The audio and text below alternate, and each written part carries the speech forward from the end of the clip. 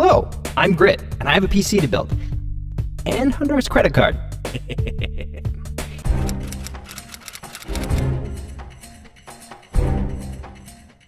Okay, a little change of plans. Part 2 of the Min-Max Build Your Own PC will focus entirely on one thing, the motherboard. This sole critical piece is complex enough to require its own video and will serve as a reference for our future builds.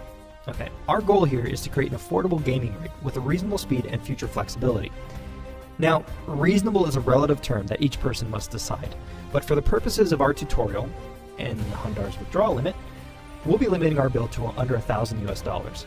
It's understood that this currency doesn't apply to 40% of our viewer audience, but according to YouTube comments, your superior foreign intellect should be able to convert our lazy fat American dollar to your country's standard.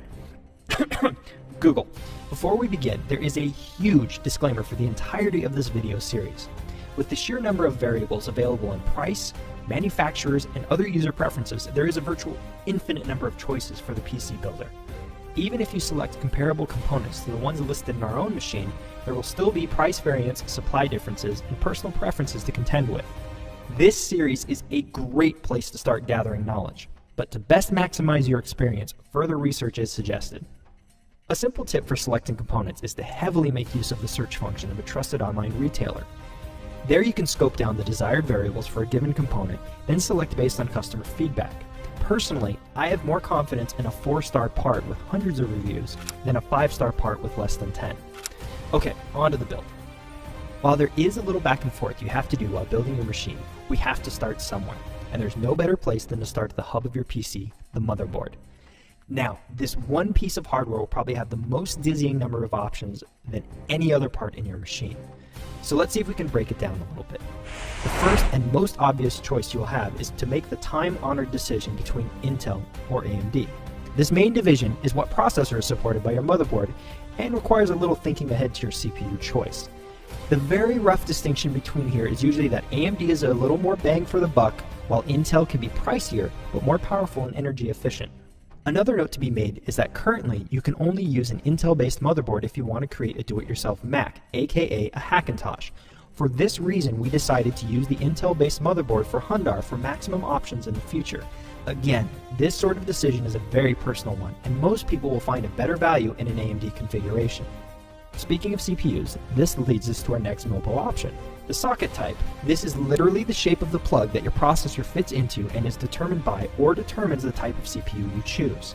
So, why are there so many choices? Well, just like any plug in the history of man, it's adapted and grown over the years to fit technological gains. As power consumptions, materials, and data handling changes, so do the needs of the number of connections between the pieces. Hence, a bajillion different socket types. That's a technical term. In our own build, we've again yielded to flexibility as being the determining factor in selecting a socket type. The LGA 1156 socket is currently the most widely compatible, allowing the older Intel i3 processors, but flexible enough to allow an upgrade to an i7 at a later date. If cost was less of a concern, then the cutting-edge 1366 socket would be potentially more future-proof, but we're on Hundar's budget here. Just a quick note on manufacturers. There are name brands here just like anywhere else, and just like the rest of the world, you generally get what you pay for. If you want things oversimplified, then Asus is a pretty sure bet. I picked based on what Mobo has for my criteria, and then balanced the reviews against the final choice. Alright, RAM. This one should be a bit simpler. While it's true that there are a few variables in RAM, you want to be sure you're buying a motherboard that can handle DDR3 240-pin RAM. This will keep you current and allow you to keep up down the line. Now, where you have some flex in your choice is the frequency of the RAM and the number of slots for it. For frequency, you'll see numbers like 1066, 1333, and 1600, and you should have a range that's supported. Again, you'll need to look forward to your RAM choice and pick an appropriate match, but anything that can support 1333 is middle ground RAM and you should be okay. Now that we know what we'll be dropping in, the question is how much? You need to make sure that you have enough RAM slots available to accommodate your desired amount.